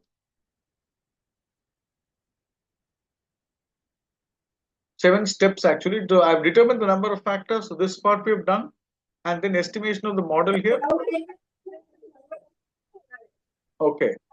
So these are the factor loadings. Okay. So the visuals. So out of the, we had 19 tested visual, and we had something called strange and geometry and some 19 tests.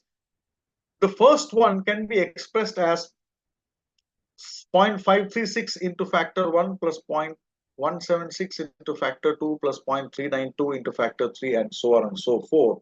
And this one, actually, you'll find this will be actually a 19 by 19 by 4 matrix. And I don't think I have copied and pasted it here. Let me now, okay. So yeah, so I've not done it here. What I will do is I've actually copied and pasted it inside uh, inside my hard disk here. So you can see your factor loadings.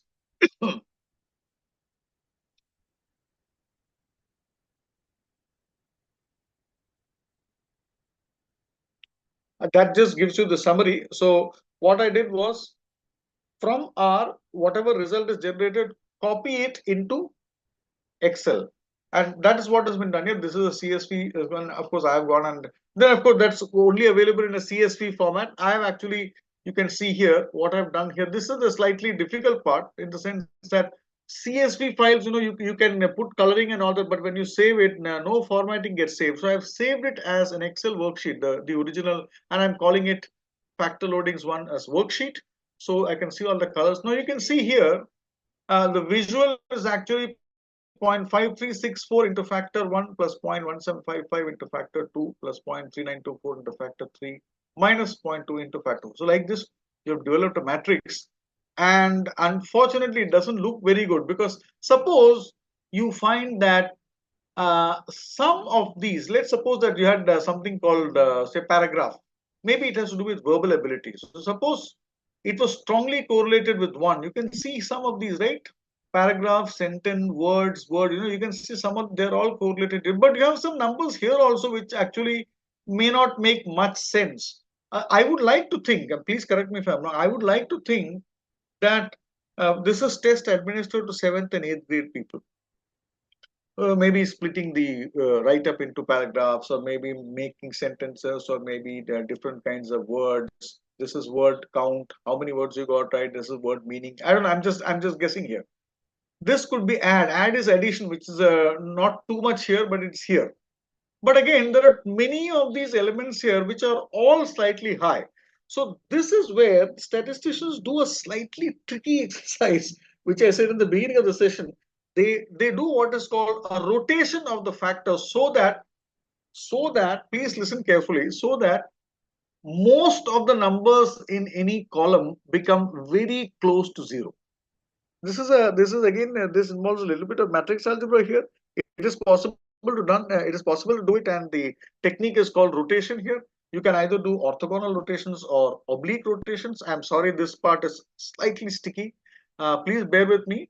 So this particular matrix here is not very useful. It's not very useful. So what statisticians did was, so you redo the same thing now with a rotation of the factors. And here, that's why I called it, instead of res1, this is result 2, where I actually do a rotation called Promax. And this, of course, may sound like a bit of mumbo jumbo, but I've tried to make this mumbo jumbo as simple as possible here. You can see here, this is a fairly good. When I first read it, um, this I got from some website mail, because when I was not able to understand it myself. So you can see here the original, this is some data and this is the original axis, like black is the original axis. You can see the data points are all over the place, but when you shift the axis slightly in one direction, you'll find that the data points are coming slightly closer. So that is what is meant by rotation.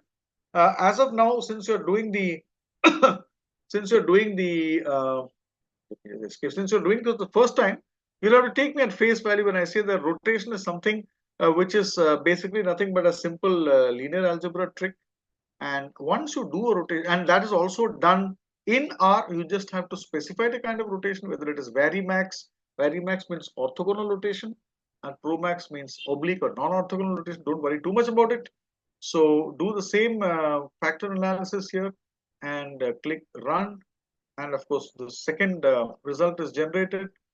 From the second result, I'm taking out the loadings here, loadings run, and then I have written it into a file called factor loadings 2.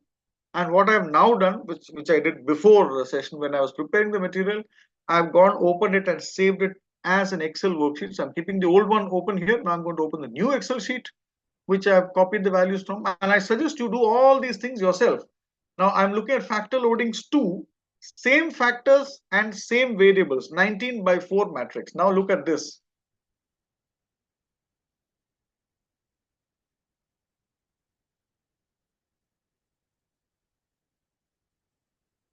This is some manipulation that I've done myself. These are the new factors which are calculated after rotation. And what R does is it will give you an output where all values of these loadings less than 0.2 are deleted. So I've done it here. You can see it here.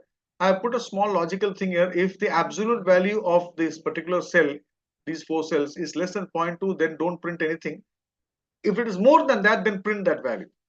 So now you can see factor 2 loadings on these variables: visual, cubes, paper, lozenge. Okay.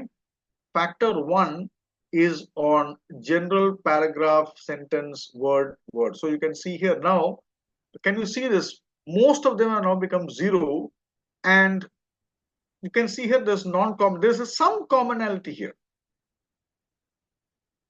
So this part again, some statisticians have reservations about rotation, but there's now a standard technique which is used across. So I do not wish to make any further apologies for that. And in fact, you can see the outputs here. The outputs I have explained here. This is the idea of having this rotation. That's something which you need to know. Each row of the factor loading matrix should contain at least 1 0, and the idea here is, if the number of factors is 4 or more, every pair of columns should contain a large number of variables with 0 loadings in both columns. So there should be, you should try to have the factors in such a way that there is not much of an overlap. So then you can say that some of the original variables are a function of this factor, or at most are a function of 2 factors, right? So that is how you can, in fact, I've copied and pasted the entire thing here. So you can say visual is nothing but 0.7467 into factor 2. Or you can say code is nothing but 0.2902 into factor 3 plus 0.42 into factor 4. So you made something like this.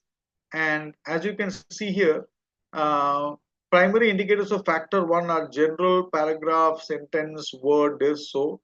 Therefore, you could actually say that factor 1 appears to be verbal skills, and factor 2, you can see, if you go back to factor 2, you can see visual, cubes, visual and cube. So this is basically spatial, geometric, because when you're testing small children, the US, by the way, I don't know if you're aware of it, there's a humongous amount of data analysis on children.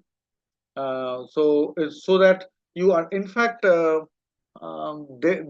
have a very good system whereby very highly gifted children are given special training. In fact, one of my nephews actually is going to a gifted student school. So how do they do that? How do they identify it? They identify it right from the school age. So they'll see which are the children who are proficient in a particular kind of skill and they start honing them. So factor 2, actually you can see straight. I really don't know the content of the straight here. Figure, straight, this, all these things again, visual, cubes, this has to do with spatial orientation. So factor 2 is something called, you can see here, is spatial factor. Factor 3 is memory and factor 4 is speed. So let me just go up.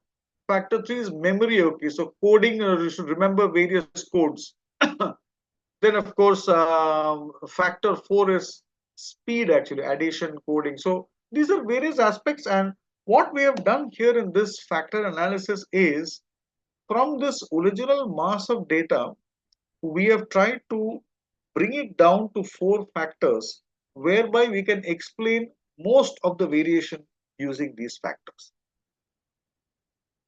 So this is the interpretation of the results. And of course, if you want to look at the variation part, we talked about uniqueness and stuff like that here. Estimates, or can look at these kinds of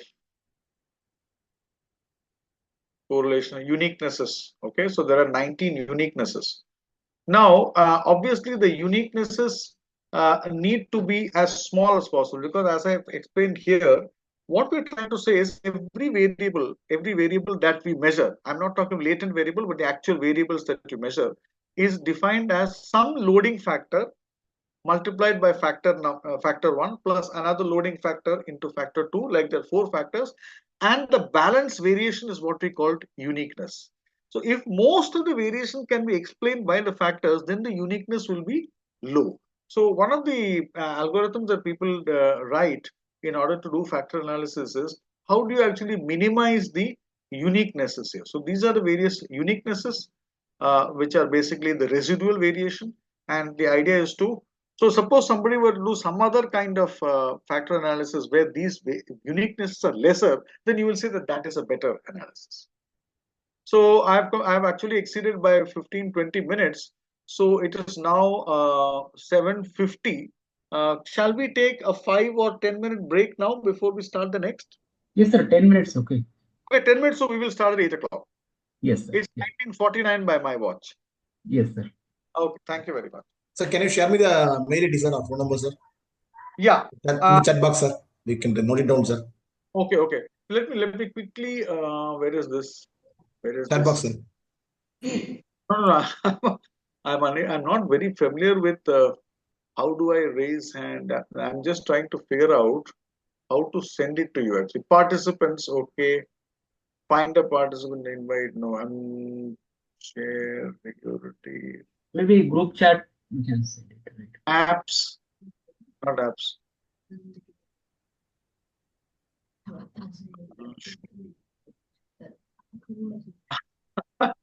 Maybe I have to come back to the original window. Okay, maybe. Unshare, sir, and then again. Okay, yeah. Zoom. Okay, there must be something. I'm not. Okay, there is a message. Organizers can share your email ID. Can Sir, you see my Can message?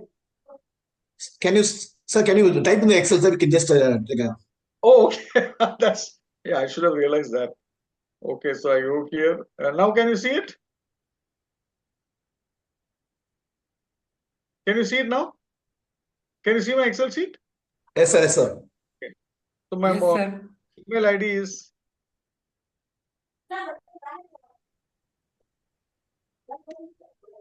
I hope all of you can read it, and my mobile number is this. So can I zoom it a little bit, sir? Yeah, I'll zoom it. I'll zoom it. Participants, you can zoom your screen. Okay. How is it now? Site is very good, sir. Can you see it? Yes, sir. Yes, sir. Okay. We'll resume at 8 o'clock. Sir, can we communicate with you for future reference, sir, and guidance, sir? Yes. Thank you, sir. Thank you. Menon, sir, Yes, please. thank you so much Oh, for such a beautiful session. We'll wait for 10 minutes and then we'll do one more session. That is supposed to end at 9, right? Okay, I may extend by another 5 or 10 minutes. Yes, that's absolutely fine. The session is so informative that everybody would love that. Thank you. You too. Thank you so much. Yes, we'll take a break and resume at what time? It's 7:52 right now. Yeah, 8 to. Okay. We'll start Hello. between 8 and 8:05. Okay, fine. Meanwhile, there is a announcement for the participants. An important announcement. We have our sessions from 2 p.m. tomorrow. Tomorrow, Saturday, we have 3 sessions from 2 p.m. onwards. And from 6:30 to 7:30, you have to appear for an examination, which will be available. The link will be available on Atal portal. And at 7:30, we have got the valedictory function. So please make it a point to fill the feedback as well as to appear for the test tomorrow between 6:30 to 7:30. Madam, today also the test is available, ma'am. I checked in this morning. Is it? Yeah, in the Atal portal. No, the test is not available actually. Professor Bhorge was he was getting acquainted with the system. So maybe he must have put some questions. I'll check with him. But And the also time they of the gave test is attendance. They gave even attendance for tomorrow as well. Okay, I will check with him. But the time for the test is 6:30 to 7:30 p.m. Professor Excellent. Bhorge, are you online right now? Yes, ma'am. Madam, how many questions, madam? I think sorry to ask you again. How many questions you said? 26 questions. Okay. So what is the minimum pass mark for this one? Actually, we are not sure about it. That is all calculated on the Atal portal only. But don't worry, all the questions are from the study material only. Okay. Madam, And they will be all MCQs. Madam, for that we have to log in on that portal. Yes. From where we have applied for this FDP and that. Correct. Okay. Correct. Yeah. Meanwhile, Professor Borge will also be sharing you the entire material he has already shared.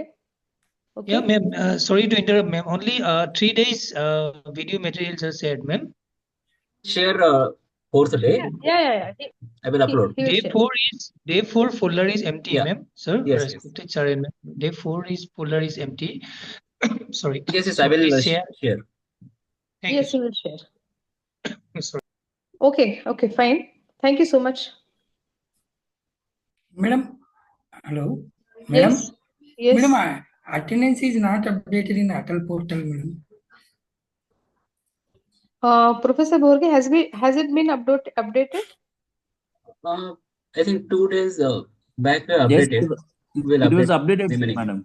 We checked. Okay. We'll update that also. Okay, madam. Only one day is updated, madam. Rest of the days it's not updated. Hello, madam. Yes. Hello. Please share today's attendance link, madam. Yeah, we'll be sharing between the session, not now. Okay. Next session. Okay. Yeah. That's what. Ma'am, I do have a question. First days, mine feedback was not taken. I do not know why. What was not taken means what? We shared the link. No, you shared, but I could not able to submit within the time because of internet dropout. Later on, when I tried it, it is saying it's not accepted. Hence, ultimately, I was absent for the Okay, first day. no problem as such. 100% attendance is not required. I think it's okay. Yeah, I do know. Yeah, it was funny. Yeah. Thank Yeah. you. Yeah. Madam, good evening. Good evening. Hello. Madam, normally in other FDPs, auto FDPs, this basically link remains open for test link remains open for maybe 24 hours or like that. And when you will start, normally their instruction is when you are starting, it will you have to finish within 1 hour like that. We are doing as per the directions which are given on the Atal portal, sir. Okay. They have told that the test time is between 6:30 to 7:30. Okay. So that is what we will follow. Okay. Yes.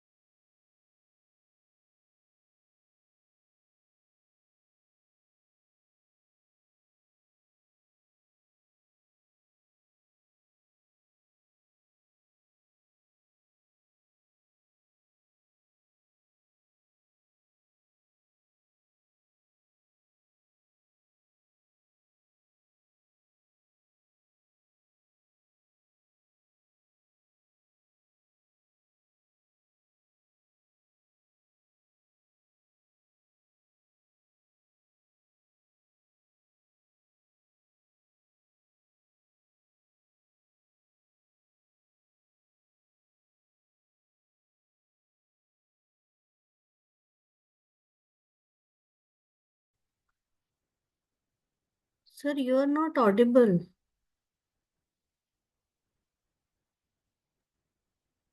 No, no, Has he started? I just unmuted myself. Okay, okay. I thought it is No, going no, on. I was just, I should have told you that. Yeah. We can start now if everyone is ready. Can we start now? Yes, sir, we can. Okay, right. Just give me a minute.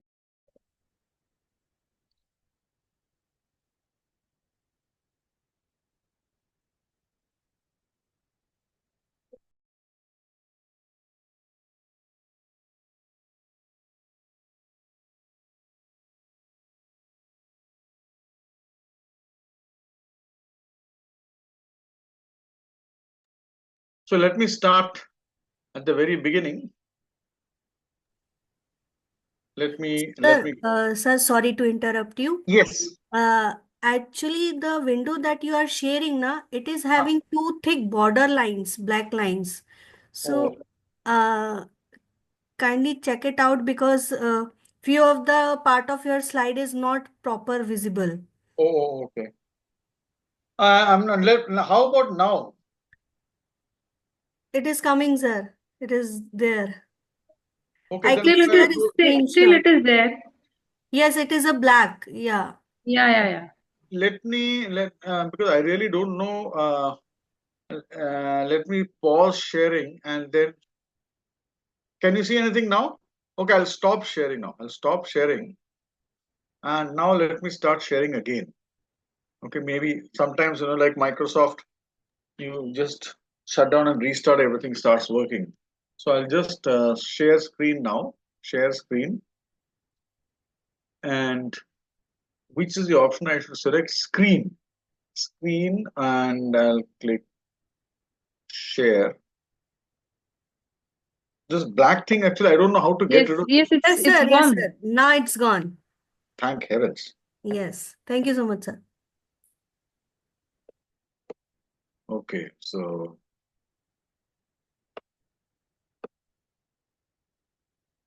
I hope everyone can see this now. One of you Yes, say yes. sir. Yes, it is visible, sir.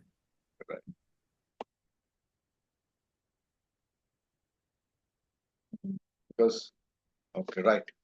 So now this clustering techniques, again, is extremely interesting, and most of us actually do clustering in a very intuitive way. Today, what we will see is, in fact, there's a lot of material here. I really don't know how much I can cover in 1 hour. The basic idea of cluster, it does not require any great intelligence. So, identification of groups of similar objects. In fact, we come across this term in sampling also, cluster sampling, right? You have the stratified sampling, random sampling, cluster sampling. Cluster analysis is basically to use the value of the variables to devise a scheme so that similar objects are in the same class. That's what we try to do. Similar objects meaning the similar objects. The word similar here has a mathematical connotation. If you're looking at non-mathematical connotations, life becomes easier. So so suppose you have the clustering that we do in reality, like uh, in fact, I remember when my daughter was very small, the school had insisted that because the school is run by vegetarians, so they said that you have to send some either chana, black or white or something, maybe for protein. They want to ensure that everybody has protein or stuff like that. So one way to classify the food that you take to school would be how much of protein, how much of carbohydrate, and so on. Of course, simple folks like me, we don't understand all these things. So you could look at how much of cereals, how much of fruits, how much of vegetables. So these are all instinctive. These are not very difficult to identify. So clusters. In fact, my wife, whenever we go on long drives, she insists that we should carry a lot of fruits actually. Whereas I, on the other hand, I like all this oily fried stuff. So we can actually cluster our food into these categories. And that is not a very difficult thing. It can be, you can have various bases for clustering. When it comes to mathematical clustering, the basic concept used, and that concept, in fact, I will demonstrate right now, is the one of distance. How distant are